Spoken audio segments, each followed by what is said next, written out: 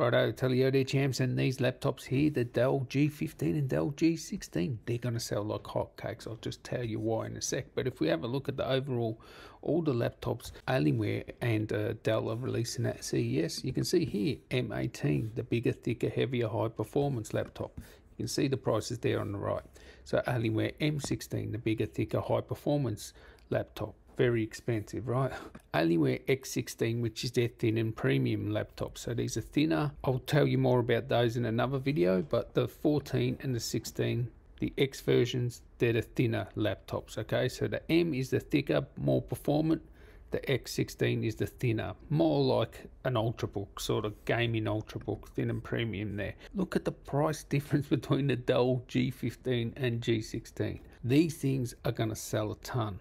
Like, trust me now, because you see the specs on these, it's no joke. These things are no joke. But yeah, nah, these things here, those prices for what you get, I did not expect the specs. Righto, 15. First of all, I'd like to say these 15-inch laptops look killer, like so good.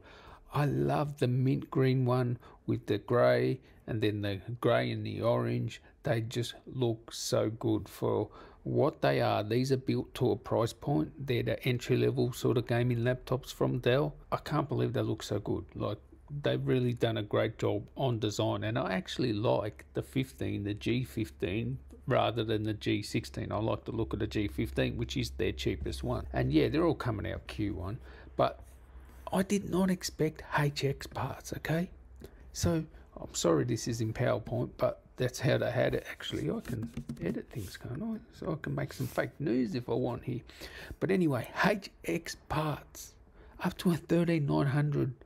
Why you would have that in the G15, I don't know. Sweet spot, as I said before, 8 performance cores is the 13700. You'll see that the HX is for extreme performance. You're getting that in the G15 now and the G16. The H part is for the thin enthusiast, which is the X16 and the X14. That's what I was talking about. The muscle books get the extreme performance HX.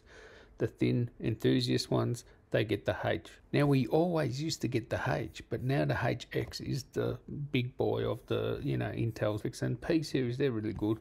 Actually, you can get a P series that has as many cores as the H series but uses less wattage. They're good. And then the Ultrabooks is the 15 watts. And if we do look at the CPU stack, you can see there 8 performance cores starts at the 13700. Okay, so for me, that's the one you really want to get to.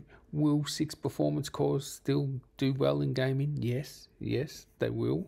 But you get more cash as well with the 13708 performance cores. So if you can get there, do it. Alright, if you can't, well, your budget is your budget. But that's the stack of CPUs. And honestly, I did not expect that they would have these CPUs. Just mind blowing. Now you get an RTX 40 series graphics card, so it says next gen, so 40, 50, 60, 70 maybe. I don't know how high they'll go. They don't tell you. They do tell you with the 16, and we'll get to that in a sec.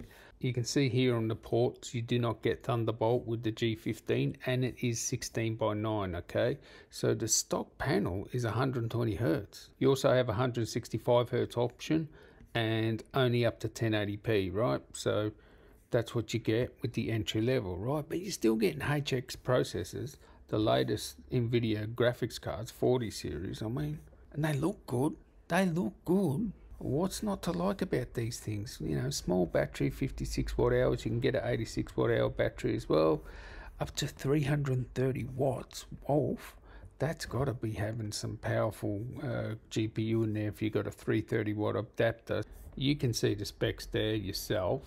Good gaming for a good price. So yeah, let's look at the G16.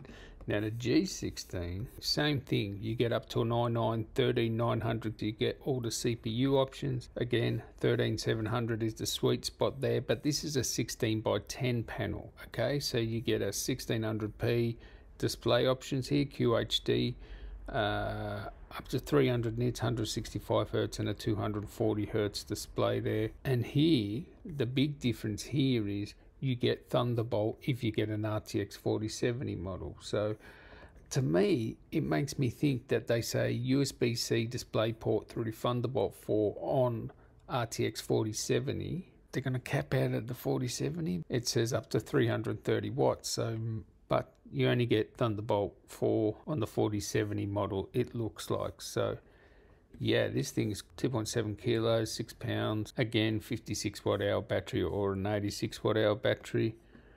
Storage options here. It looks like only one SSD maybe.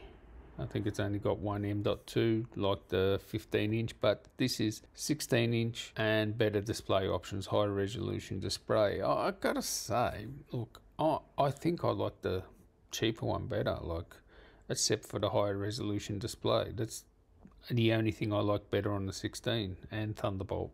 Yeah, that's handy.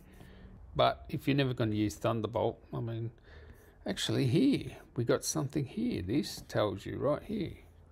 There we go. Only up to 4070. So why do you need 330 watts for a 4070? And it must be just the GPU. It must be just a CPU, I guess. So up to 4070. So I assume that means the 15-inch will have 4070 as well. So anyway, these things are going to sell a ton. And the price point they're at, basically desktop performance in those CPUs now. And 40 series GPUs. So they're no joke. And they're at a great price. Catch you in the next one. Tally ho.